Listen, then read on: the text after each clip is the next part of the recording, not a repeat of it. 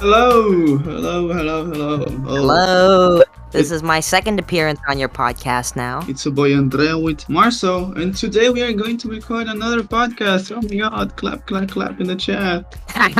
Yep, so I have some questions for you this time, so I got a few lined up. Same. You wanna ask it first or to me to ask? I'll ask you first and then you ask me questions because last time I went on too long, so I'll let you start off. No, that's fine. Go ahead.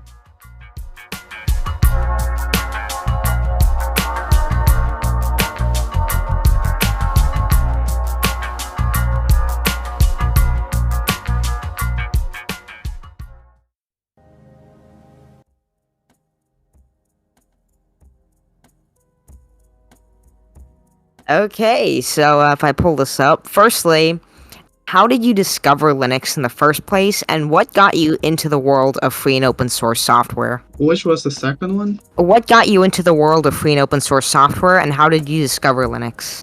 Okay, this is as you have said in the last episode. Okay, that's a great topic. so, so first of all, I started. I know about. I was. Fuck. Bloopers. Yeah. As you people should know, myself was a really enjoyer of tech since I was a kid, honestly. I was much into computers when I was a kid, and I really like it to see about tech. I use it to deal with phones and video games. For example, I had an Xbox, and it was awesome. And my PC always was a piece of shit, crap. And I tried to find some alternatives for making it usable. So in the beginning, like in 2020, I tried to use Ubuntu that I'm using right now. I tried to use Ubuntu in 2019 on a virtual machine, but it didn't work for some reason. I could manage to install it, but I wasn't able to use it at all. But And how did you first hear about Linux? Did a friend tell you? Was it the internet? internet, I was just googling about the app, and I saw some people saying about this thing called Ubuntu, and I was like, what the fuck is this Windows weird ass version? I was like, what the hell is this?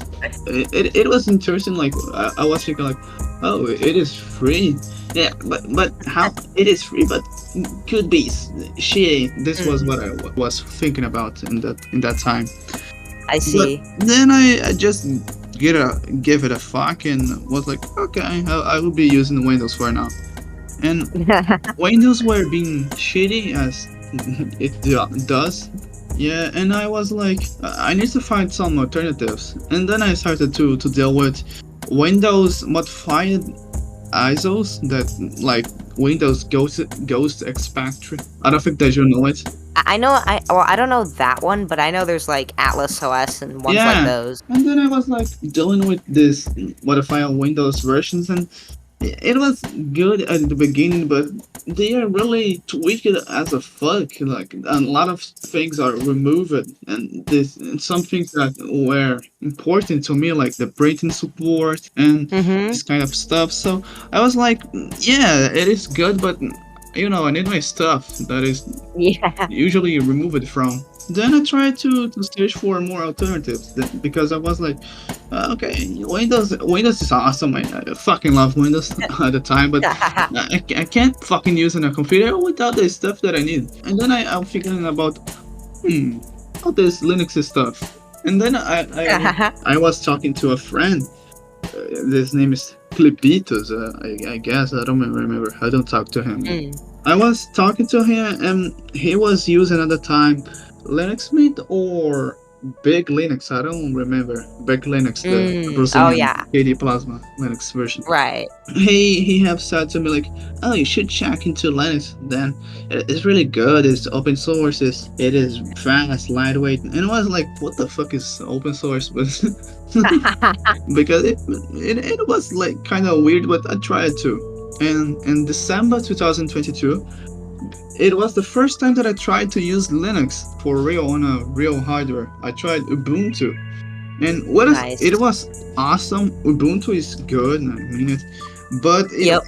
my experience with it was kind of shitty because my PC is a clusterfuck. My other one was a piece of shit. It was a fucking snail, so it was laggy sometimes, and I was like, okay, Linux is awesome. I mean, like, all this shit can be free, but Yeah. it isn't a more lightweight stuff because my PC sucks. So Yeah. after all, I tried to experiment with some distros like Linux Mint, and then I fell in love with Linux. Linux Mint was the distro that made me fall in love with Linux. Then I started to move to Body Linux, then to Debian, then to Arch. I remember when you were using Bodhi Linux. Good times. Yeah, it was in the beginning of this year, I guess. Yeah, I think so. It was awesome, and then I fell in love Mm-hmm. in Linux. And by the need that I stopped to use Windows as my main system, I tried to search alternatives for the stuff that I was using on Windows. I always use it to use a lot of proprietary software like Vegas Pro, Premiere, Photoshop. So I was searching in Linux for ways to do my work with Linux alternatives. And in the beginning, I was kind of like, it is going to work. Like, I will find a good alternative on Linux. And Yeah.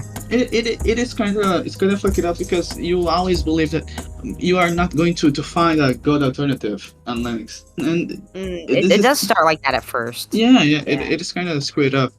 So I started slowly to use more Linux and search for more alternatives. I started to use GIMP. I started to use, for example, Firefox as well. I started to use Kdenlive. That was one of the greatest programs that I have known. Kdenlive is really good. It It does. legitimately is good. Like, I use it for simpler videos, and it is so easy to use, and it is does. genuinely good. It does. And Yeah. LMMS that I use to produce my weird ass music. Mostly all of the stuff that I use now for producing my stuff, this podcast that I'm probably going to use Audacity to edit it. My music, my videos are actually edited on DaVinci. Marcel has converted me, but it is I mean, like, it is so fucking good to know that all the stuff that you do in your computer is from free, from the whole system itself to the programs that you use to do your stuff. And this is awesome, and this is why I think that open source software is awesome. I'm not saying that. Yeah. Some people say that proprietary software sucks because they like open source software. I do not agree with that. Well, Because- there's good proprietary software and there's good open does. source software, right? Like DaVinci. Yeah, exactly. Like, something being proprietary open source doesn't dictate if it's good or not. Open source is Yeah. obviously an advantage, but it doesn't mean the program's shit Yeah. if it's not. And it was basically that. This is why I love open source stuff, basically. Are you ready for the next question, or would you still like to talk a little bit about the first one? No, I think that's it.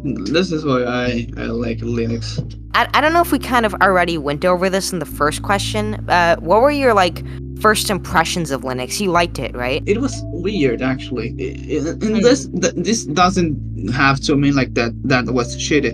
I mean, Yeah. like, it is a whole different thing, because imagine for Of course. for a guy who used it to use Windows for close to 10 years to Yeah. change the Windows looking like UI to GNOME. It was kind of weird, but Yeah, because was the good. layout's different. The under the hood system is different. Everything is Yeah. different. The UI is different. UX is different. The whole thing was different.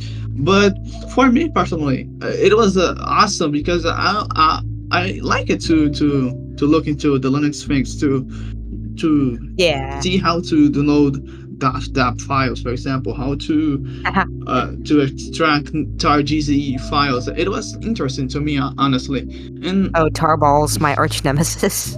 it was really good to deal with this stuff, because I wanted to learn about it. It was cool. Some people Yeah. actually don't like Linux about this because they call learning Linux a pain in the ass usually, but I don't think that. Honestly, for me, it was awesome, and I still love to learn about Linux. And it was awesome to learn about it some years ago Yeah. when I started to use it.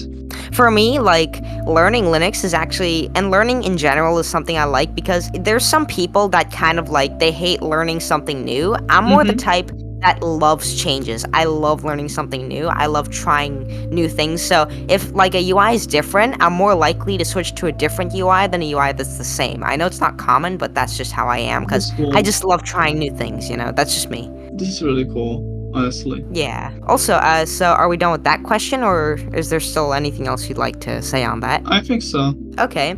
So, number 3, what is your favorite free and open source software? But okay, you fucking me up, Marcel. Holy shit.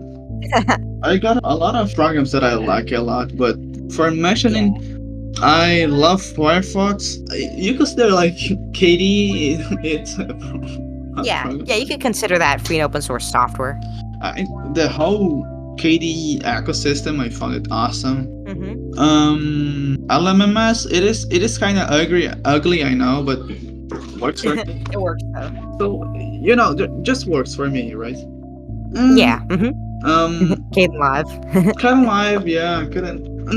This kind of stuff, like I don't want to sound like a KD meat writer over here, but I like a lot of. It's fine. I'm a GNOME fanboy. You can be a KDE fanboy. Be a fanboy of whatever you like. But yeah, I think that's it. I like this programs. GIMP as well. GIMP is awesome. Oh yeah, GIMP. So is that it for free and open source software? Yeah, I guess so. Okay, so I have only 2 more questions, and they're not quite crazy. So, go ahead. Firstly, number 4. Oh, this is a hilarious one because you always talk about how much you hate Gentoo and how Gentoo's shit. So why do you hate Gentoo so much? And like genuinely, why do you hate Gentoo so much? Honestly, what do you dislike about it? Honestly, I'm not a Gentoo hater. I'm not like, oh, fuck Gentoo. I just find it unusable for me because some people on your server say that, my god, Gentoo is so good and Gentoo is user friendly and you should try it. Like, man, no. Like, what's the point of using? Yeah, it's too much effort, right? I mean, like, it's just too much effort for something that is unusable. Like, why did you do not use like Debian or Arch that you can do all the stuff that you do with a easier interface and things to do the exactly thing that you want to, but using a whole system that is hard as a fuck to use. Then my opinion is Gentoo does not suck, but its community does. I mean, like, Gentoo users are sometimes weird, honestly. I found they can be very toxic. Yeah, just like Arch users. And like for me personally, right? So I don't like hate Gentoo either, but I just think it's very impractical for desktop use. Like, I don't see why one would choose it. And also, like, I can see like a few niche cases, like if you really want every single little bit of control and you want to compile every program with every option you want, then yes, I understand it, but that's just very rare. And for the amount of effort that it takes, it's, unless you really, really, really want that, or you're in a special niche that needs that, like you need a very flexible, lightweight base for something else, or just a flexible, lightweight distro, right? And you better have a good CPU, or else you're gonna set your computer on fire. No, can't put your PC on fire. Better have a Threadripper. But other than that, I could see the use case, but just for desktop, it's just you know? Yeah, just doesn't make sense at all. Exactly. And final question before we get to your questions, what are your thoughts on immutable distros? Do you think they're the future of Linux? Do you think they'll coexist? Do you think they're gonna go extinct? What do you think?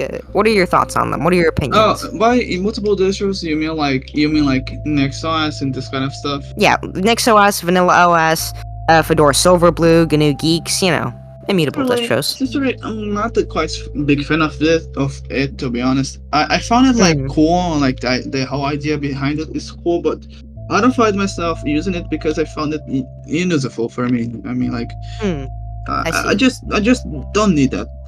As Fedora, for example, like, it is cool. I really like it. It is cool. You mean the Silverblue? No, for example, the normal Fedora. I find it cool. It is cool. I support the people who use it, but it just not fits to me, you know. But it is a Yeah. cool project and cool things. It is a really good deal, but I don't think Mm-hmm. that fits for me, honestly. What about Man, I you? remember the times when you'd shit talk about Fedora. Nah, we do not talk about this on the podcast. So for me personally, I personally am a fan of immutable distros, and the reason is primarily for the stability and the security. So firstly, starting off with immutability, just it is literally impossible for a virus to attack the deeper system, you know? Mm-hmm. And also, it's just, well, of course, very stable because none of the code can break since it's read only, right? Nothing can be altered there. So, Yeah. and also one thing I like is that you can basically, for example, have a server that is extremely stable while Mm-hmm. having the latest packages. The stability because, well, nothing can be really corrupted in the base system itself, and also because having the newest packages is nice for security, for new features, right? Yeah. For things like I that, love and having also, the newer packages. yeah.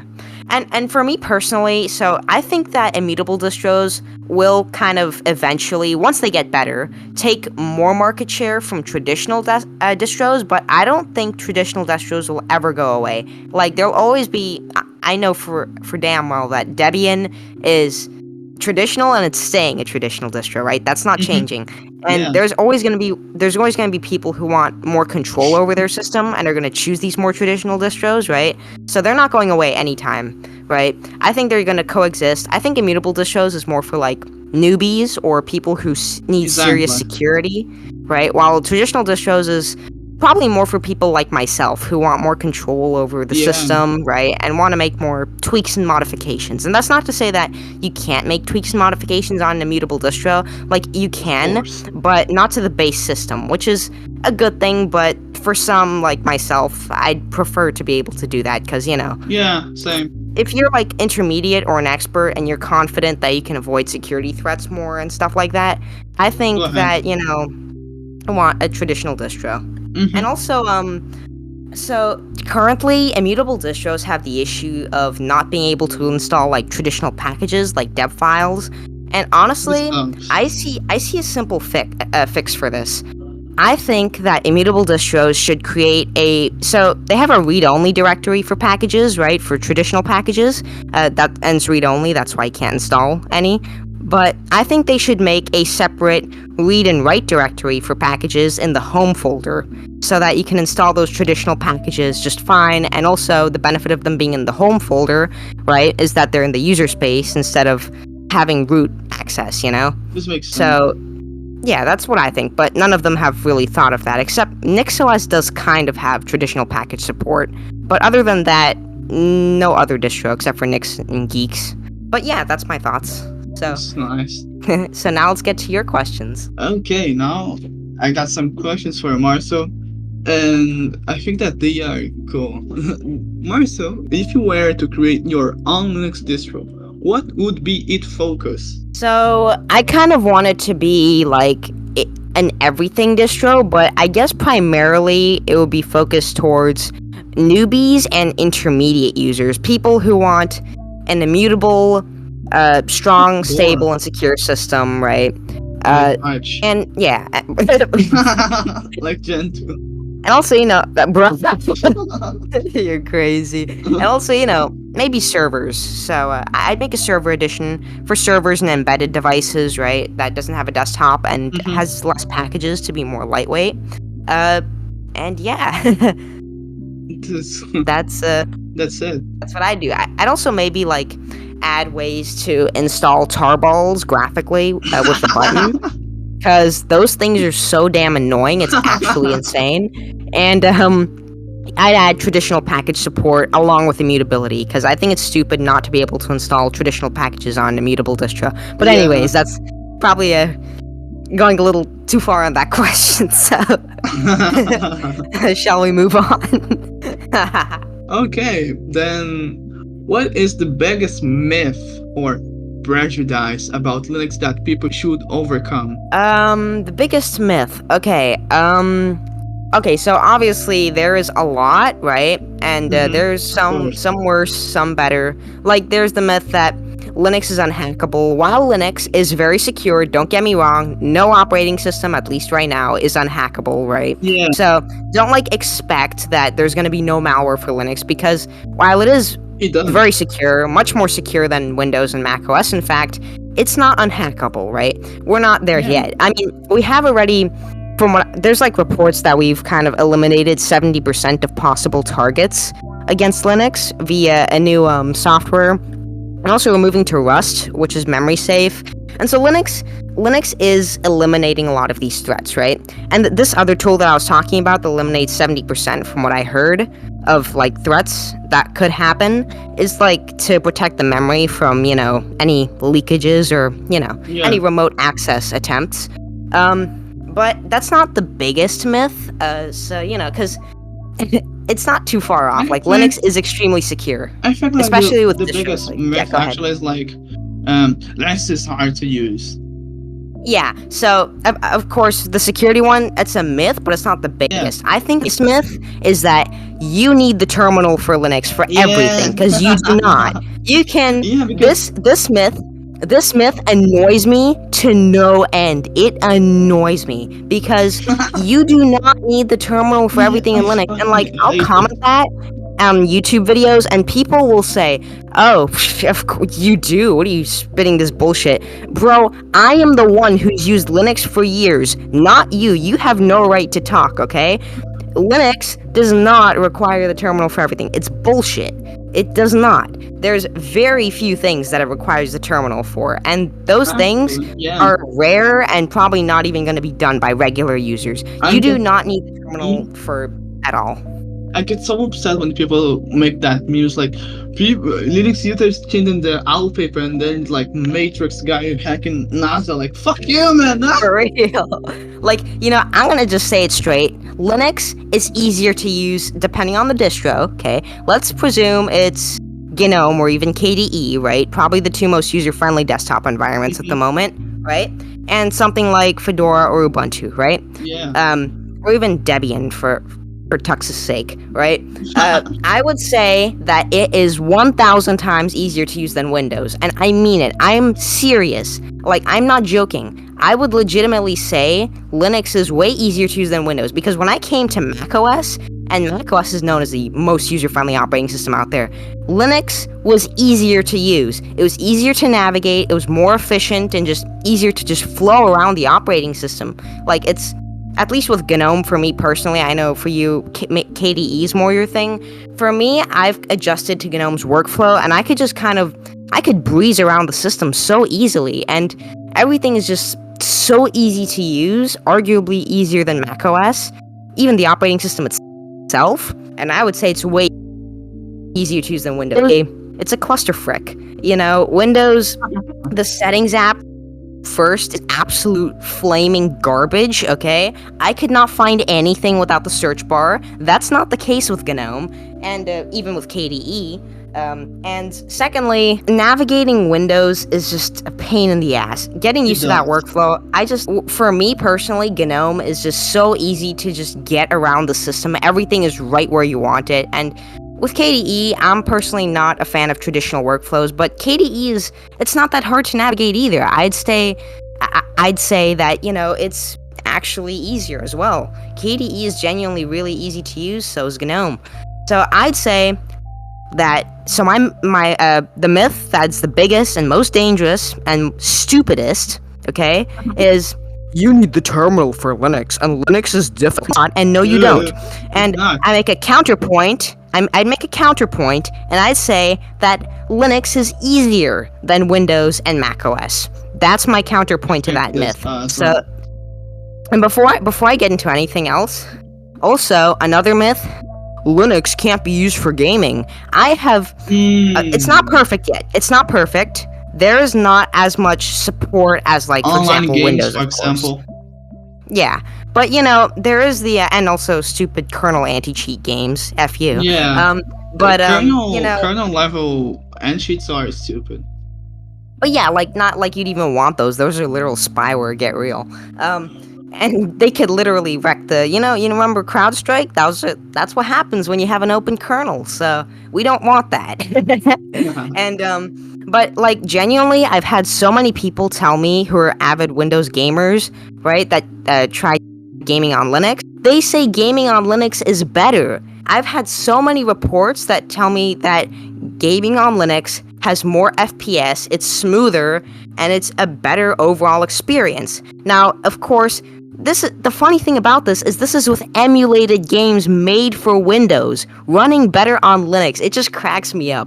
Now, of course, native games, that's where it's at. They run natively on the operating system. You don't need Wine, you don't need Proton, you don't need any of these compatibility layers.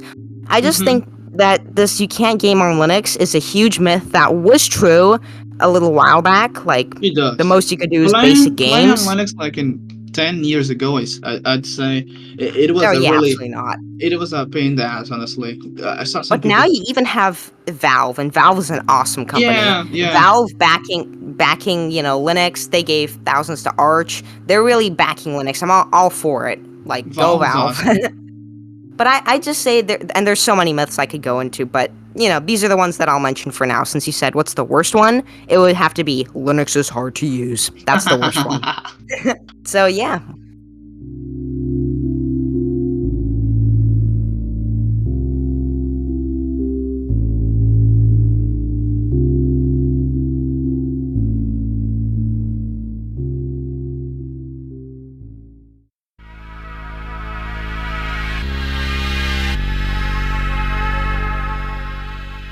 The next one, I think that is cool as well. So, do you think that everyone should learn to use Linux, or it is for a specific niche? Absolutely not. I think everyone should use Linux. I think no matter what niche, there's a distro for you.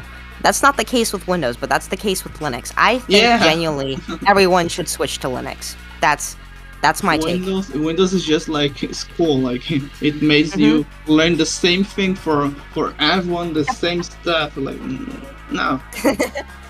Like, yeah, so I'd say Linux is for everyone.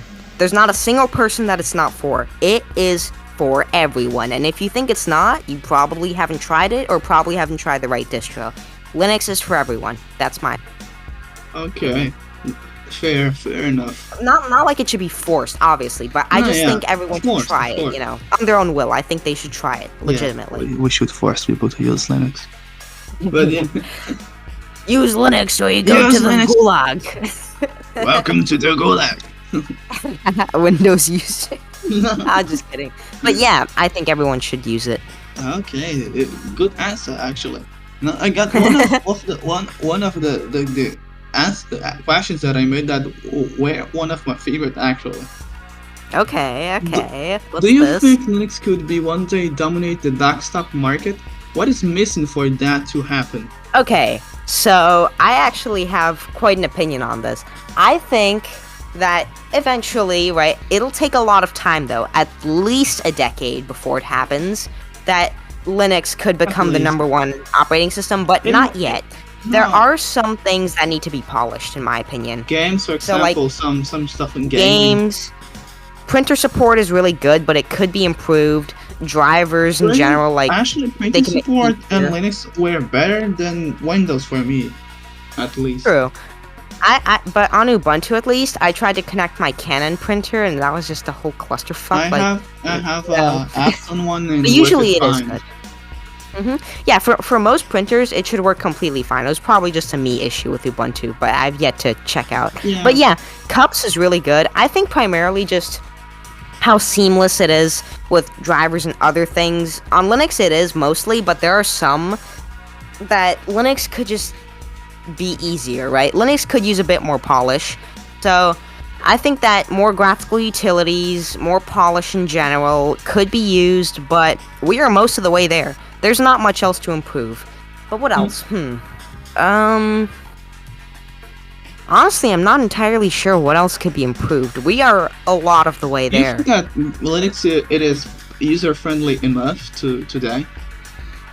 Yeah, I'd say it is. Although I do request, and this is a FlatHub issue, not a Linux issue. I want Flatpak to offer a graphical utility to install FlatHub instead of having to use the terminal with the Flatpak Discover, dash remote add. If you use Discover. True, but you know, yeah. Then I'd like, Yeah, and but this is one thing with the GNOME. Android is shit ass. I love GNOME, but I do think GNOME software is kind of like I like GNOME, and I like GNOME software, but it could use some improvement. Yeah, Discover as well. Discover is Yeah, many could. times is low.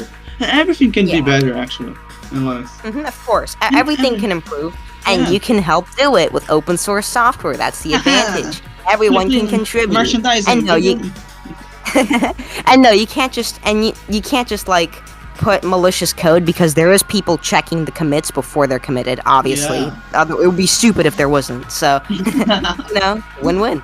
Yeah, but I think just in general, there could be some polish used, right? I think graphics drivers with NVIDIA, although that's partly an NVIDIA issue, still it could be improved more, right? And I just think just some graphical improvements, more graphical stuff, some more polish with setting up things. Yeah, that's what I think. I got some. I think after that, it'll get there. It'll definitely get there. Yeah, it will. I think the first one to beat will be macOS. I think that'll actually be quite quick. I think Linux on the desktop will beat Crapple's macOS, to be honest. I don't want to take much of your time, but No, I got some don't worry. 3 questions yet, so let me. Also, make it, just one more before you get to that question.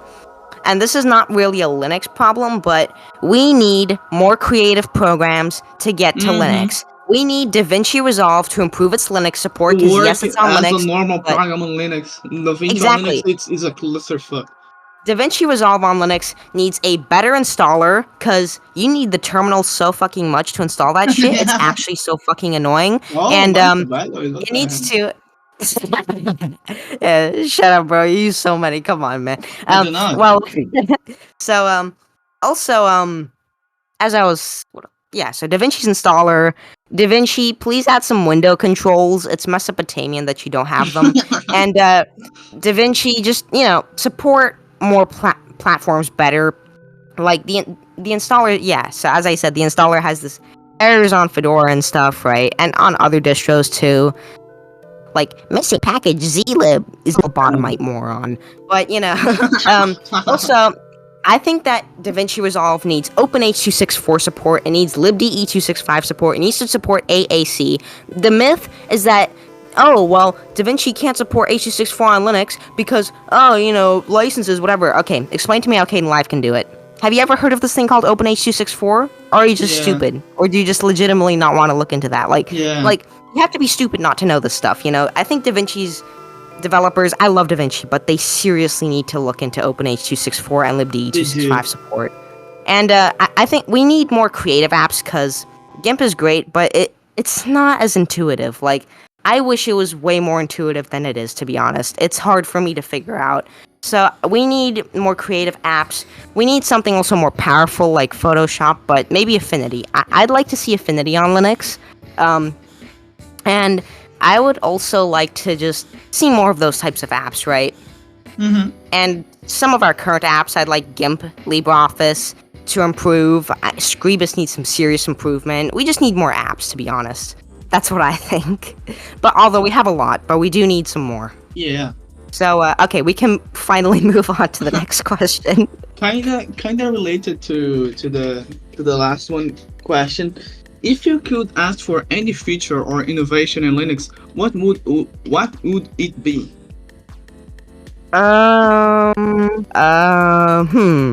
This is a really good question. Yeah,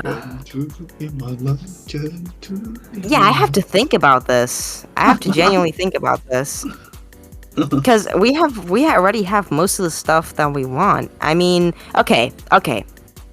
One thing I'd like to see is, the issue with packaging formats, okay, is that in the end, they aren't directly on the system. They have their own framework and stuff, and so they're kind of separate, and they're not as well integrated to the system, and that causes complications. Yeah. They're also a bit heavier.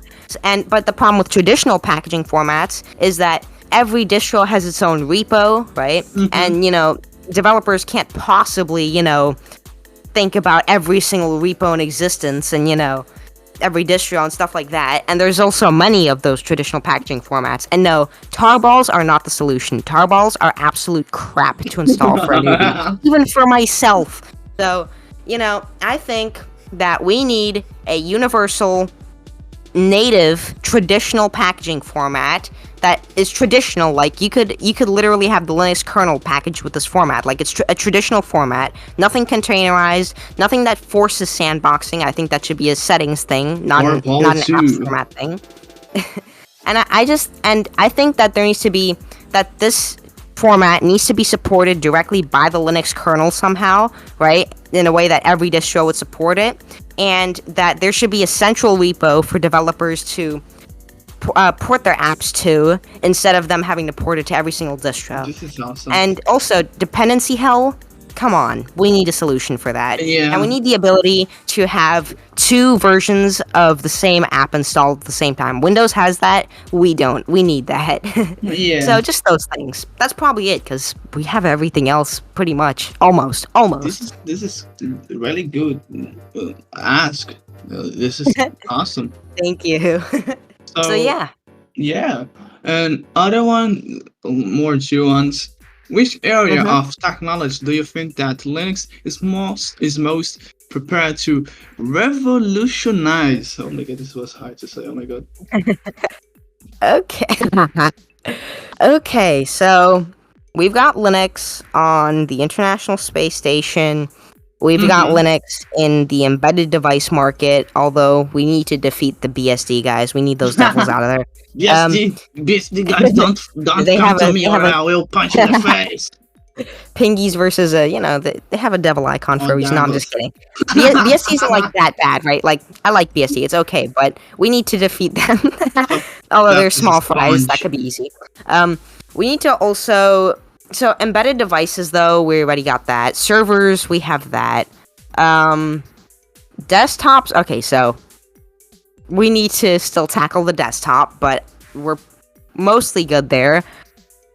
It depends what you mean by revolutionize. In what way, revolutionize? I mean, like, where it can be the biggest, like, where it can grow a lot, the biggest. Desktop. Desktop for sure. 100% desktop. I think Linux could bring some crazy innovations and revolutions to the desktop, considering firstly its open source nature. We need people to get together and think of desktop features that no operating system has thought of yet. We need some innovation in the desktop space, because I think Linux has huge, enormous potential.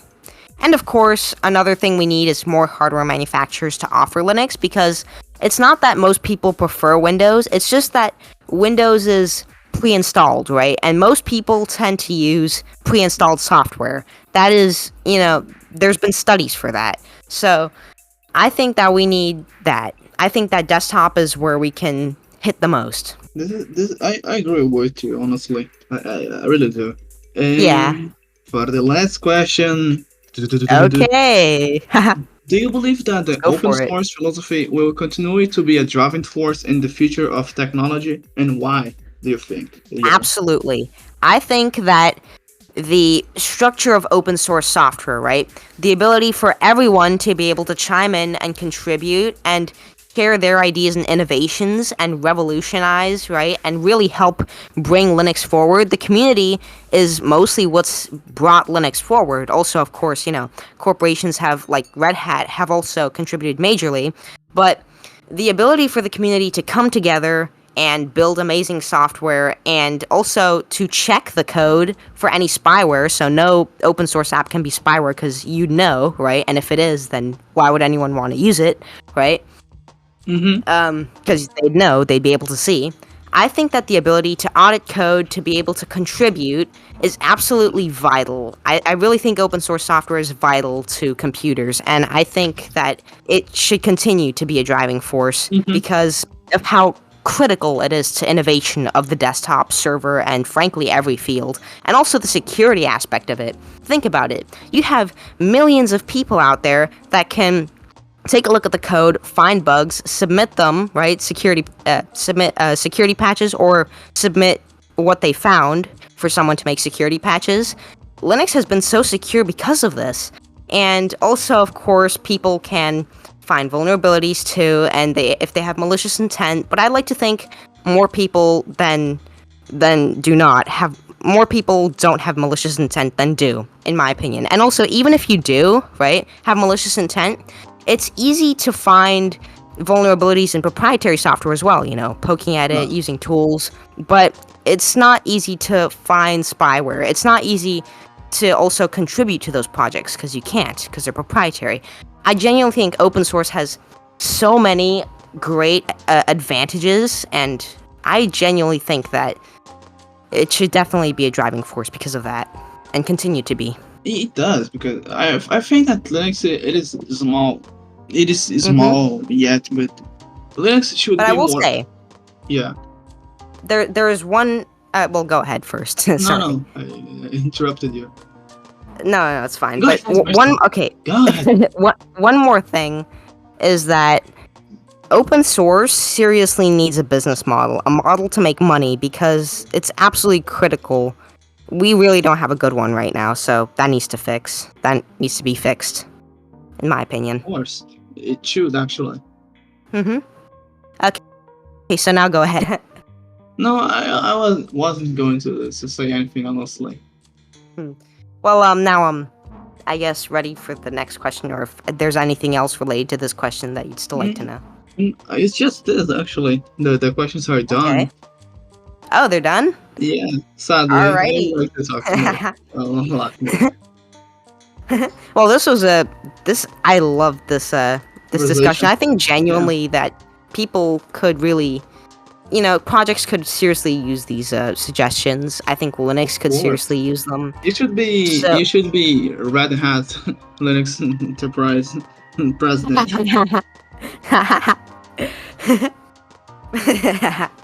But yeah, seriously, I genuinely think that, I'd love for people to see this. I'd love for the Linux community, Linux projects to see this, and I'd love to see improvement. Same. Because Linux has a lot of potential, and it'll definitely, the year of the Linux desktop will come. I think that 2025 maybe won't exactly be it, but it'll get there. I think 2025 has a lot in store for Linux and the success of our beautiful operating system. Family of operating systems. And there's one more thing I'd like to end with.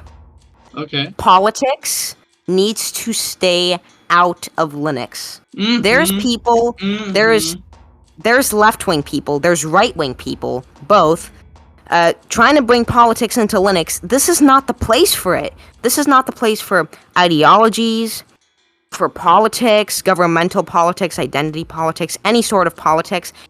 This is not the place to discuss it. Shut the fuck Rights, up, whatever. Exactly. And Linux is not what you should use to discuss things like politics, rights, ideologies. There is dedicated places for that. Yeah. Linux is technology, and it should stay that way. And also, one thing that I think is absolutely disgusting is that Linus Torvalds' attitude towards Russians is just, it's really Russophobic. I was about to say it. I was about to say about it. Exactly. Open source software, everyone deserves to be able to contribute, right? Hating on, preventing Russians just because of their ethnicity, that's xenophobia. That's just disgusting. That's all I'm gonna say. And Linus Torvalds, it's just really bad luck on Linus Torvalds. This Linus Torvalds action, for example, it was really weird for people that says open source should be to everyone and open source. Yeah, I just feel like that needs to be undone. That needs to be undone as soon as possible. Seriously, that needs to be reverted. Seriously, needs to be reverted. Seriously, yeah. So yeah, this was a really informative discussion. This was great. It was. We should talk more about KDE and Genso in the next episode. That is the best combination. You guys know what I mean, right? Maybe GNOME too.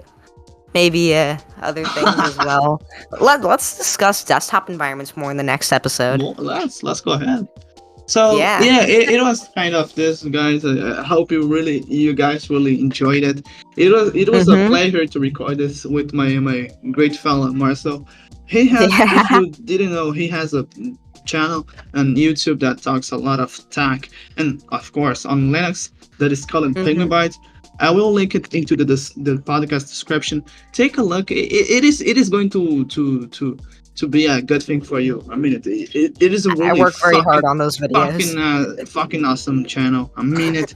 I know Marcel personally, and I know how much effort and he puts in his creations. So take a look into his channel. It is actually awesome. I mean it. It is a really informative, a really good channel. I mean it. Go take a look into it. I really appreciate that. This is also an awesome podcast. I love Andrezizas. This is really, it's always really, it's a pleasure to be on this podcast. It's truly a great podcast. It is a pleasure to have you as a guest. Yeah, it's a pleasure to be here. I mean, you know, you're really good at making podcasts, seriously. Your podcasts are amazing. Thank you, sir. So, thanks for listening to us. Take a look into Marcel's stuff. I will put all of them in the description of the podcast. Thank you. Thanks for watching, everyone. Thank you, Marcel, for being an awesome guest and awesome YouTube. I love your content and your stuff. And thank you. Bye, guys. Bye. See ya, guys. Yes. See ya, guys. See ya. See ya. No, not see ya. No.